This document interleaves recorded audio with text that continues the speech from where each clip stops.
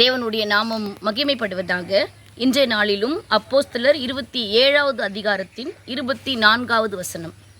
பவுலே, பயப்படாதே, நீ ராயனுக்கு முன்பாக நிற்க வேண்டும்.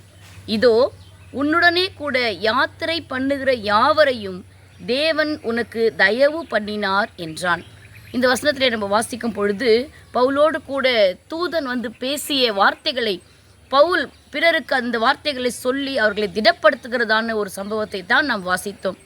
பவுலோடு கூட பிரயாணப்படுகிற அனைவருமா இணைந்து கப்பல் யாத்திரை செல்லும் பொழுது ஏற்கனவே பவுல் அவர்களை எச்சரித்தார், இந்த யாத்திரை வேண்டாம் என்று. ஆனாலும் அதை அவர்கள் மீறி அந்த வார்த்தைக்கு கீழ்ப்படியாமல், எச்சரிப்பின் சத்தத்தை கேட்காமல் அவர்கள் மேற்கொண்ட பிரயாணமானது அவர்களுக்குள்ளாய் மிகப்பெரிய ஒரு ஆபத்தை கொண்டு வந்தது. அந்த ஆபத்தை கொண்டு வந்த பொழுது அவர்கள் சூரியனை காணாமல், இரவா பகலா என்பது தெரியாமல், உணவு கூட இல்லாமல் மிகவும் நெருக்கப்பட்ட ஒரு சூழ்நிலையில் அவர்கள் இருக்கும் பொழுது, இனி தப்பி பிழைப்போம் என்கிற நம்பிக்கை அற்று போகிற நிலையில் அவர்கள் இருக்கும் பொழுதுதான் பவுல் அவர்களை எச்சரித்து சொல்லுகிறார், நான் ஆராதிக்கிற தேவன் எனக்காக அனுப்பின தூதன் என்னிடத்திலே வந்து சொன்னார், பவுலே பயப்படாதே என்று சொல்லி. ஆகவே அந்த வார்த்தைகளை நானும் உங்களிடத்தில் சொல்லுகிறேன், பயப்படாதிருங்கள் என்று சொல்லி. இந்த நாளில் ஒருவேளை கப்பல் சேதம் ஏற்பட்டிருக்கலாம். இந்த அதிகாரத்தில் நம்ம வாசித்து பார்க்கும் பொழுது கப்பலுக்கு சேதம் ஏற்படுமே ஒழிய ஜீவனுக்கு சேதம் ஏற்படாது. அல்லேலூயா. நம்ம வாழ்க்கையில் கூட நிறைய நெருக்கங்கள், தப்பி பிழைப்போம் என்கிற நம்பிக்கை அற்று போகிற ஒரு சூழ்நிலை நமக்கு இருக்கலாம். இனி என்ன ஆகுமோ என்ற பயம் இருக்கலாம். எல்லாவற்றையும் எடுத்து அவர்கள் எரிந்து விடுகிறார்கள்.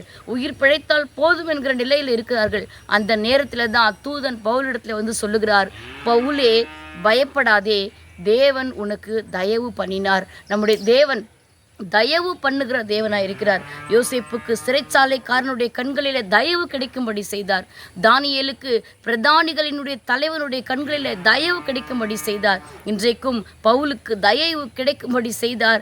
அந்த தயவின் நிமித்தமாய் எந்த கப்பலிலே அவர்கள் அழிந்து போய்விடுவார்களோ என்று நினைத்தார்களோ அதே கப்பலினுடைய துண்டுகளையும் பலகைகளையும் அவர்கள் படகுகளாய் மாற்றி அதிலே அவர்கள் நீந்தி வந்து கரை சேர்ந்தார்கள் என்று நாம் வாசிக்கிறோம். இன்றைக்கும் நம்முடைய சூழ்நிலை எதுவாக இருந்தாலும், பிழைப்போம் என்கிற நம்பிக்கையே அற்றுப்போய் இருளிலே நாம் கிடந்தாலும் நம்மை கரை சேர்க்கிற கர்த்தர் இன்றைக்கு நம்மை பார்த்து சொல்லுகிறார், பயப்படாதே, தேவன் உனக்கு தயவு பண்ணினார். ஆகவே அந்த தயவை வேண்டி நாம் ஜெபிப்போம்.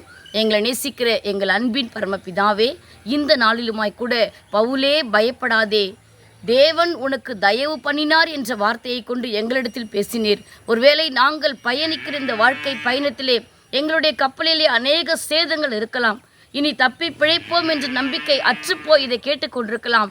ஆனால் எங்களுக்கு தயவு பண்ணுகிற கர்த்தர், கப்பலுக்கு சேதம் வரும், ஆனால் எங்களை காப்பாற்றுகிறவர் எங்களோடு இருக்கிறபடியினால் எதிலே அழிந்து விடுவோம் என்று நினைத்தார்களோ அதிலே மிதந்து வருகிற கிருபைகளை செய்தீர். அப்படியா இந்த நாளிலே உம்முடைய பிள்ளைகளுடைய வாழ்க்கையில கூட கர்த்தர் தயவு செய்யும்படிக்காய் உம்மை நோக்கி நாங்கள் பார்க்கிறோம். கரை சேர கர்த்தர் உதவி செய்வீராக. இயேசுவின் மூலமாய் ஜெபிக்கிறோம் நல்ல பிதாவே, ஆமேன். கர்த்தர் தாமே உங்களை ஆசீர்வதிப்பாராக.